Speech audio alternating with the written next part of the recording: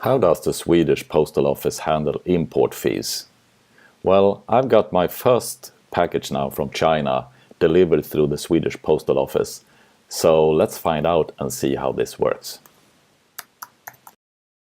If you like my videos, feel free to do nothing. Just grab a cup of coffee and enjoy.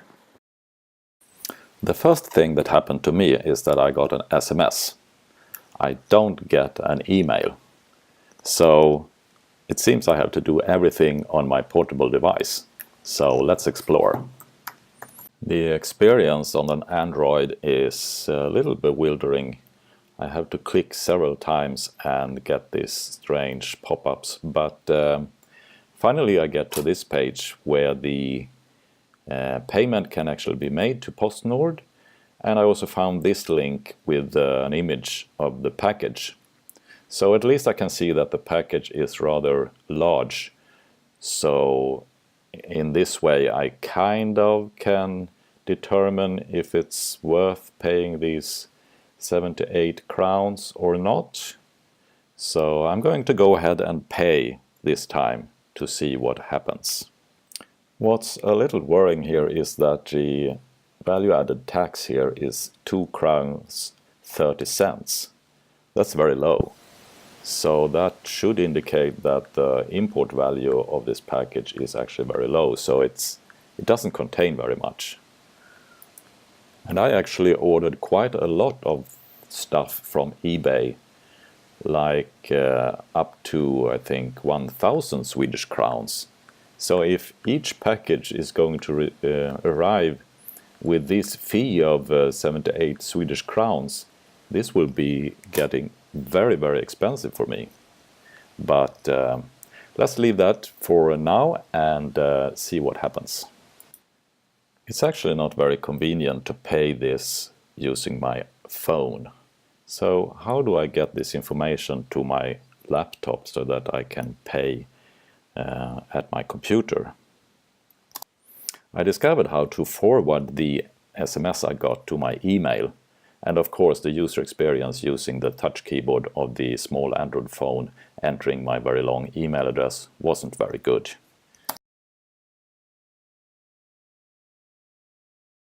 But at least here it is, and funny enough it's sent through MMS, which was kind of unexpected, but okay, I have to pay for that.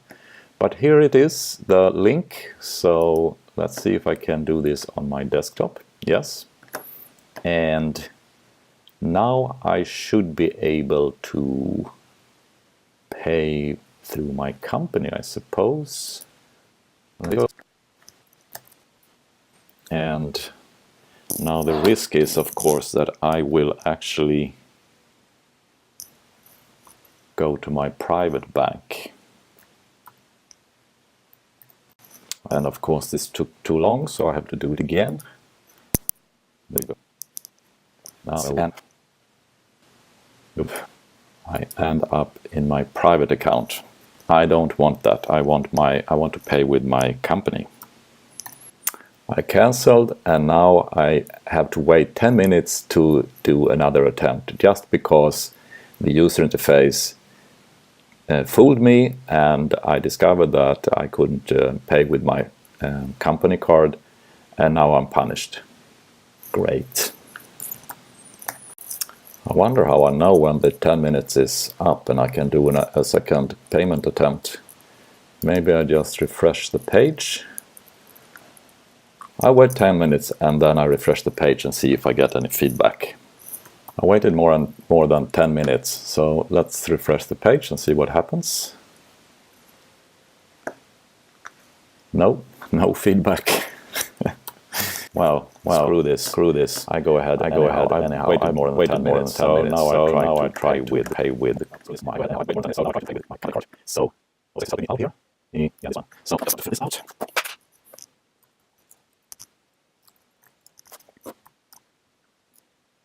And I use my mobile bank ID. Okay, here goes.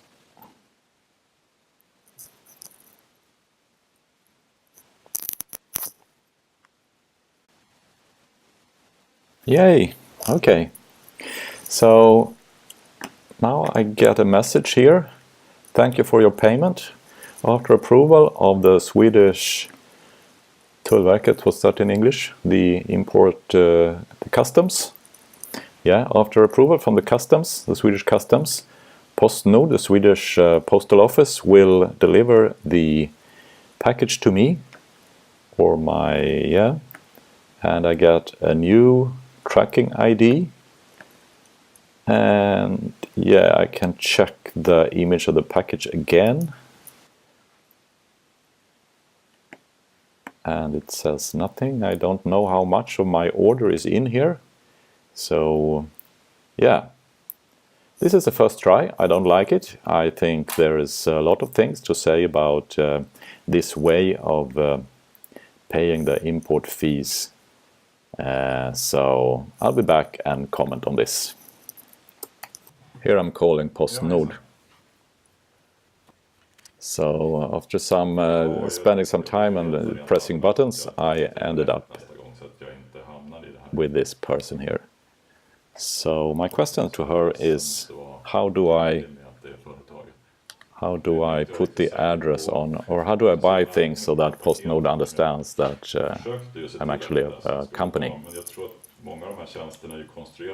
And I'm telling her that many of these web shops, they are constructed so that I actually enter my personal name. So even if I shop as a company, they will still send the package with my private name on it.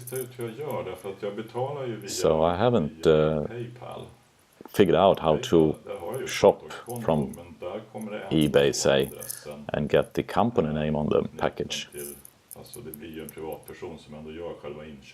Because it's always a person doing the actual purchase, and the service is constructed so that the person name ends up on the package. So I'm telling her that I'm actually struggling with this web shops to get them to put the company name on the package, and I can't control that actually.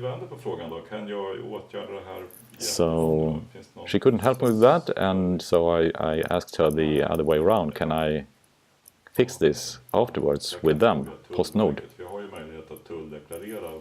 For example, can I somehow tell the customs? But she says no, and I tell her, okay, I'm frustrated. So I actually ask her another question, that's how do I determine how large the package is? So how much is it in every package that I get? But she couldn't help me with that.